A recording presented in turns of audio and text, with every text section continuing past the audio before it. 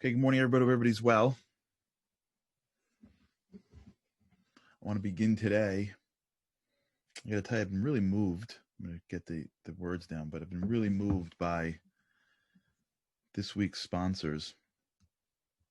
2 days ago, we had these phenomenal Psalm sisters. I went through the list again, and man, holy people. Today, we got another group called Prayer Warriors. These are Jews and non-Jews that get together to pray. I don't know. I think these ladies are holding up the world. I went through the list again. God bless you. If you're part of this group, you're in good company. And I hope the words that come out of this show is in any way connected to you guys, because whatever you're doing, keep on doing it. I got an email yesterday. I got a couple of emails I want to share with people, for those who have been with us for the past few days. We've been talking about this idea of gratitude in a real way. In particular, being grateful for other people, being grateful for the things that we have and what that does to us. And remember, one of the things that we talk about here a lot is our schema, is the limitness of our brain, is our inability to focus on many things. And we really don't have a lot to put into our vision in every second.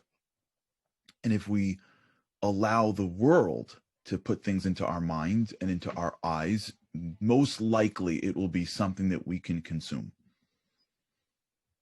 Right? Look what we're up against. We're up against human beings versus like carefully curated and created content that's being sent at us to either entertain us or to have us buy something. Like, if you're not going to be proactive in what comes into your eyes, you can be sure stuff's coming in that's either going to have you focus on negative, which is how we're built to survive, have you focus on consumption, which is what people want you to buy, or have you focus on competition, which is how we value each other in this world. And this is all conditioned. And there's nothing wrong with it. I'm not saying that, I'm not blaming anybody. I'm not like pointing to like the system. Just forget that stuff. Let's just be realistic with who we are. You grow up in a world and we're constantly judging ourselves based on other people. What grade did you get? What school did you go into? When did you get this? We grow up in a world and we're being constantly thrown things that we need to consume. We grow up in a world and we're constantly trying to survive by looking at the things that bring us risk and danger. So if you're going to allow the world to just come at you without any proactiveness, we're just going to live our lives this way. But if we go at the world with a proactive approach, we're going to infuse a certain perspective into everything. And the perspective that we're talking about right now, which is the ability to be immersed and to be connected to our eternality, is that of gratitude. To be thankful for the little things, for the people in our lives. Yesterday, we had this conversation about taking on the challenge. And I implore everybody who's listening to this, tonight is the new calendar year. It's a big deal. New Year's. Doesn't have to be the new Jewish year. It's a new year. There's a concept in spirituality, which is that everything follows the beginning. In Hebrew, it's hakol holech achar harosh. You can set something new and it has greater ability to hold on because it was set in the beginning. Habits are hard to break. Well, guess what? It's a new year. I can't think of anything better. Maybe I could, but this is at the top of the list. To start the new year by reaching out to somebody who saw you or who helped you and expressing your gratitude to them. The flood of positivity that comes into your mind when you do that is unbelievable. Yesterday, I got emails from a whole bunch of people. I only wrote down a few, so if I missed you, I'm sorry. from Michael and Ken and from Ephraim and from Jill and from Deb. And I'm sure there are others. I only scrolled this morning of just a few emails of people that reached out yesterday. And the feeling that I got from everybody was, oh my gosh, that was awesome. One of the people reached out to his Hebrew school teacher from when he was 13 years old and caught up with her, from what I understand, on Zoom. Can you believe that? Can you believe that? You know what she must have felt like? Get a call from somebody she taught years later. My gosh. Make people feel good. I remember once hearing this example. I think I said it here. I'm sorry if I did. Imagine as if you woke up tomorrow morning. Imagine if you woke up tomorrow morning and on your front steps is a beautiful box. And you bring it into your house and you open it up and you see a little stand. And on the stand is a credit card. Not bad. So you don't do with it. It's a gold card. You take it to the store. You see if it works. Swipe. Goes through. Take it to the next store. Swipe. Goes through. Now you're like, let's see how far this. Let's see the limit. You get out of the local grocery store and you walk into the local jewelry store. You're like, let's see how this baby can ride. Swipe. Goes through. Swipe, goes through. You're like, all right, let's go to the local let's go to the kitchen store. Swipe, new kitchen. Swipe, new house. God sent you a credit card, unlimited. Okay, so you buy stuff. Swipe, new car. After a while, how many things can you buy? So what do? You know what you do? You go to your neighbor. You need help? Swipe. You go to the food kitchen. You need help? Swipe. It's unlimited, no? Charity to charity, you wouldn't do it? You wouldn't go charity to charity? Swipe, swipe, swipe. You wouldn't? It's unlimited. It's not your money. It's not going to go away. It's not limited. Fly down to countries. Swipe. Well, guess what? God gave us a credit card. It's called our mouth. And as long as our eyes are open, for the most part, it's unlimited. And at the end of the day, people would rather the things you say than the things you give. Of course, people need things, but we all know. We all know. It's not what you give somebody. It's what you say to them. There are a lot of parents that give gifts because they don't feel comfortable saying things. And those kids need to hear stuff. There are teachers that give out free grades and, enhancements to your school card, whatever, report card, days off, no homework. Those kids need to hear what their teachers feel about them. Our mouth. Swipe, our mouth. Swipe. The question is, if it's free, what are we giving to each other? Pick up the phone and call the people you want to call. Why can't we? What does it cost us to tell somebody how much they meant to us? What does it cost us to tell people how great they are? Just see the good in others and say it. What does it cost us? It's a credit card by God. I think when we get to 120, we're going to stand by our Creator, and God's going to be like, look what you could have done. You're like, well, what do you mean? I wasn't a billionaire. He goes, a billionaire? You think a billionaire can do it? You were a billionaire. You just had it in your mouth. You were a trillionaire in your mouth, and you could have used it to blow up the whole world. You see, we talk about gratitude. There's two levels of gratitude. The level first is to recognize the gratitude. And that's very powerful. But the next level really is to express the gratitude. That's where we are. We are right now in the area we're talking about that we say in Hebrew called Hod. Hod means lehodot. Lehodos means to recognize, but it doesn't mean to recognize just intellectually. It means to expressively recognize. You see, the mind can only focus on a few things. When one speaks, to articulate words, it takes a lot more brain power than to have thoughts, because your brain has to create connections and send it down. There's a lot more that goes on intellectually when you speak than when you think. And so when you're thinking gratitude, that's awesome. When you're speaking gratitude, now you're moving to the next level, because now you're taking all your brain's power and focusing on that which is in front of you, removing the other stuff, blocking out just for a few minutes the competition, consumerism, I'm not enough, the negativity, the past, the future. All that stuff starts to pull away because you're speaking.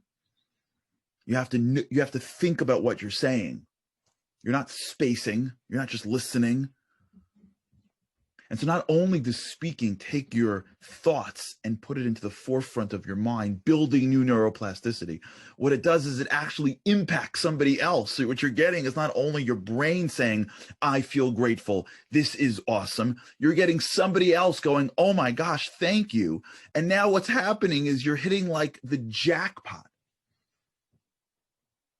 You're tapping into an unlimited resource called your mouth, using it to direct your mind to being grateful, and then using it to help somebody else, which will only then create more light that comes back to you. And then you walk away and go, that felt amazing.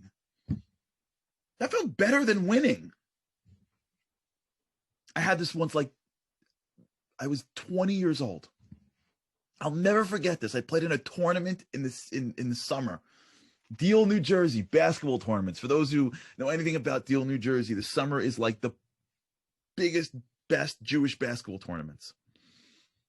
And I played a little basketball growing up, so I used to play in these tournaments. I loved it. And one year we won the championship. It was amazing. The next year we lost in the semis. I was devastated. Devastated. Devastated. The only thing that made me feel better was helping somebody else who was devastated feel better. I remember it, sitting with a guy who lost in a worse way than I lost. We lost the game by like 15 points. He lost the game because he missed a shot at the end. Just so much harder. I remember talking to him. That summer I spent in a place called Camp Hask, Hebrew Academy of Special Children. I would drive down, believe it or not, from upstate New York to Deal, New Jersey to play in the tournament. I remember talking to him about being appreciative for the things we have. Now, it doesn't sound like a big deal to people, but it was a big deal when you're 18, 19, you're playing in these tournaments. The only thing that made me feel better, I remember now that we're talking about it, was being able to talk to him about it. Because when you use your mouth to help somebody else out, you walk away and go, wow, that felt different. That felt different. That's how you can live life.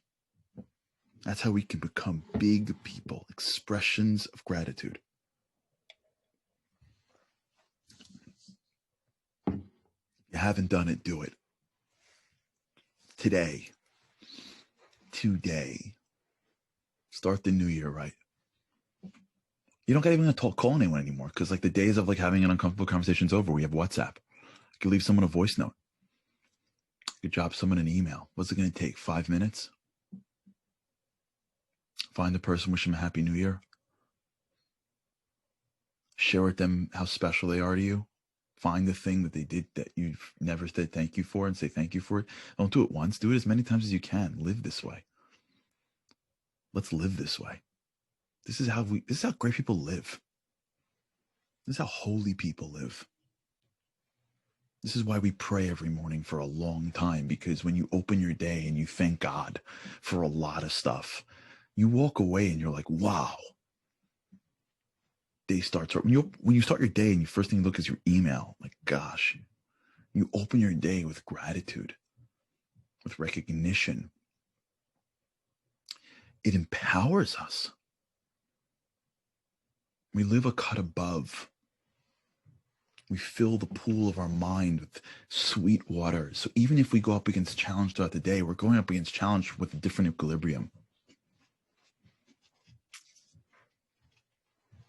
Because at the end of the day, all we have is the day in front of us to do the best that we can with it. And if we do the best that we can every day, we don't know what tomorrow brings. Being grateful is not only a great way to empower ourselves, it's a great way to also rebalance ourselves. To remind ourselves that I don't know what tomorrow brings. I don't know why things happen. Let me find the good and acknowledge the good consistently. So if you haven't done it until now, do it. Trust me, and trust people that have done it. It's going to make this year's new year so much more meaningful. And if we make it a habit, can you imagine, just before I move on to this point, because I got an incredible email from Tippy and Andy that I have to read to you before the end of the show.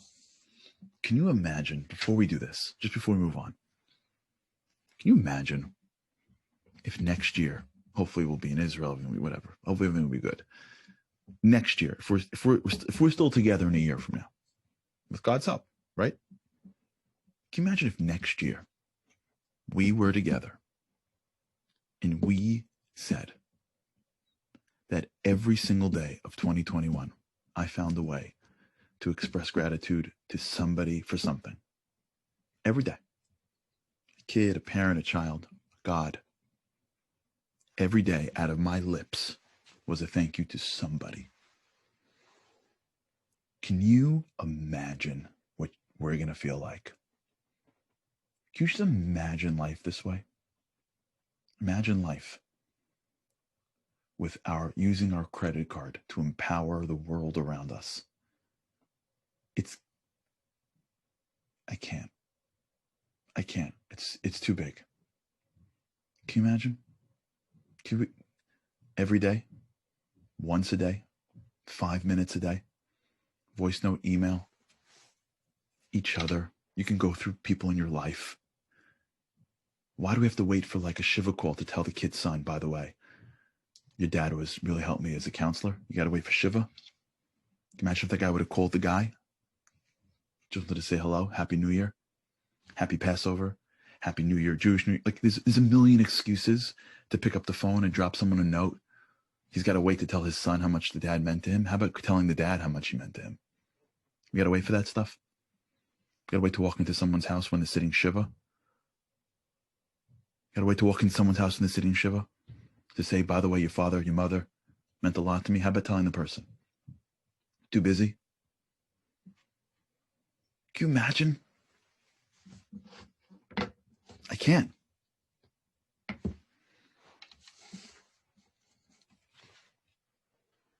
It'll change us. It'll teach us how to swipe the credit card properly. You know what it's going to do for our lives?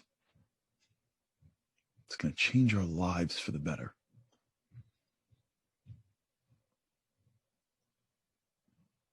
That's our job. That's our job. All right, tomorrow we're going to read this incredible piece. Tippy and Andy sent me a chapter from the Mariano Rivera book about the postscript of the story I told you yesterday about how he pitched the game. The Diamondbacks gave up the 2 runs at the end. I'm still playing the inning in my head, just for the record. Well, guess what? There's an incredible postscript to the story. And I thank Tippy and Andy for sending it to me, and I'll read it to you tomorrow. But for today, the last day of 2020, a year that will go down in history as one of a kind. Happy New Year to everybody. Even if it's a secular New Year, it's still something that we could take a moment to see and recognize. Don't let New Year's come without committing to more. Tomorrow morning, we'll have the show with God's help. Tomorrow morning is the first day of 2021. Let's start strong. Let's start strong. Let's see that credit card every morning when we wake up. And let's start strong. Let's make this the best year of our lives, regardless of what happens, by just using the gifts that God gave us to help and to build and to empower those around us. Can you think of a better way to use our lives than to empower the world around us? Okay, we'll continue tomorrow. Thanks so much for tuning in today. Can't wait to read to you what happened at the end of Mariano Rivera's story. So stick with us till tomorrow. Happy New Year to everybody.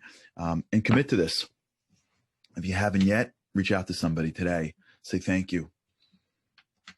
Acknowledge them for something that they are or that they did. And if you did it already, do it again. It's a good practice. All right, everybody, have a great day. And with God's help, I cannot wait to see you again tomorrow.